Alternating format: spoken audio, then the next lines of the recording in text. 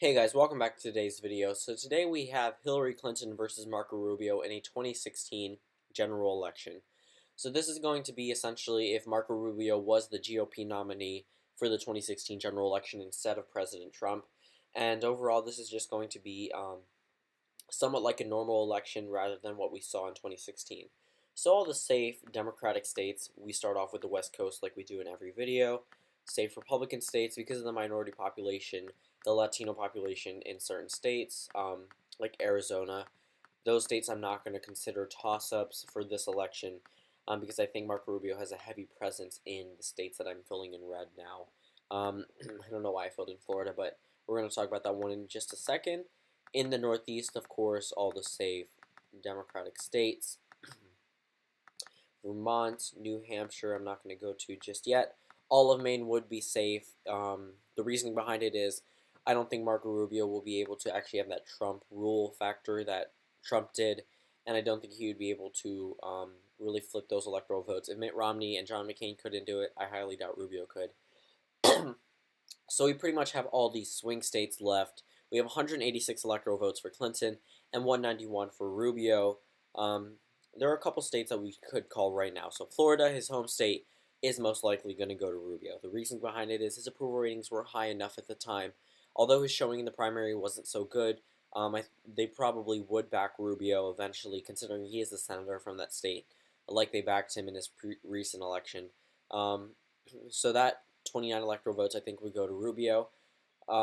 North Carolina, if North Carolina goes, Florida's probably going to go, and I think North Carolina is very conservative. I think it's overestimated as a toss-up. It's only really gone for a Democrat once in modern political history, and that was Obama. And I don't really see it as much of a toss-up in future elections unless there's an actual super good Republican candidate. In a state like Virginia, I think that one would go to Hillary Clinton. Because she has that Tim Kaine factor, I think she would narrowly win in a state like Virginia. We're going to go over to the West Coast now. So Nevada, that one I think would go to Rubio. If Trump almost won Nevada, I think Rubio's appeal to Latino voters would peel away some of those Clinton Latino voters before and decisively give him those 6 electoral votes. Same thing out of the state of Colorado, although they are a somewhat liberal state. I think that Rubio would be able to win over the Latino population and win in the population centers, not win the majority of votes, but win more votes than Trump did. And in a state like New Mexico, I don't really see it flipping, although Rubio is that Latino candidate, and he could win those voters. New Mexico is such a blue state that personally, I think Clinton would be able to hold on to that state. With Tim Kaine as her VP, I think she would narrowly win the state of New Mexico. I think it would be closer than in 2016, but I don't think Rubio's grasp is so big he could do a Bush and take that state as well. Now we're at 204 for Clinton and 250 for Rubio. Comes down to these few states to ultimately decide the election. Although he did have a good showing in the Minnesota primary, I think Clinton would hold on to that state. The only Republican candidate that really could make the Rust Belt competitive was President Trump, and he's not the nominee in this case. So along with that, I think Wisconsin and Michigan would both go to Hillary Clinton, along with the state of Pennsylvania, giving her 260 electoral votes. The reasoning behind it is I think these states would have stayed, if any, would have stayed a Democratic state if Donald Trump was not the nominee. I think he was the only nominee who could really flip these states through his businessman tactics, and Democrats underestimating them. Democrats wouldn't underestimate Marco Rubio. They know he's a strong candidate, which is why a lot of Democrats laughed at the idea of Donald Trump becoming the nominee and quaked at the idea of Rubio becoming the nominee.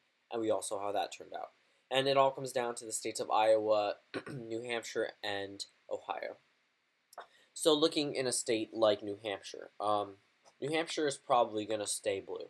The reasoning behind it is I think that New Hampshire would ultimately stay with its democratic values. Donald Trump really made it competitive because he had that appeal to the Northeast. He was able to take that one electoral vote from the state of Maine. And personally, I don't think Marco Rubio is that person to take a lot of those voters away from the Democratic side. And I think it would narrowly go to New Hampshire, but I think it would go to New Hampshire. And Ohio, I think that one would stay in the would actually go to the Republicans. The reasoning behind it is I think although Obama would make it very competitive by coming out and campaigning for Hillary, because Rubio does not really have that rural appeal, I think due to the fact that we have the farmer population coming out, the agriculture, the auto bailout, people that have forgotten what happened, I think they, the annoyed white working class would come out and vote for Marco Rubio narrowly, maybe about 1%, and give him the state of Ohio. And the final state to be called, I think Hillary Clinton was to win the state of Iowa. Now, that may seem far fetched. This is a state that voted for Barack Obama more than Ohio did. And Iowa voted for Trump more than Ohio did in 2016. Now, I think that Obama would be able to make the make Iowa go for Hillary Clinton because I think he would massively campaign out here. This one would actually be considered pretty much leaning Democratic, and Iowa would be very close. Rubio didn't do as well as Trump did in the Iowa caucus, or primary in his case. But overall, I think this would be the final electoral map: 270 for Clinton and 268 for Rubio, making it the closest election in U.S. history. So thank you guys for watching this video, and I'll see you all tomorrow.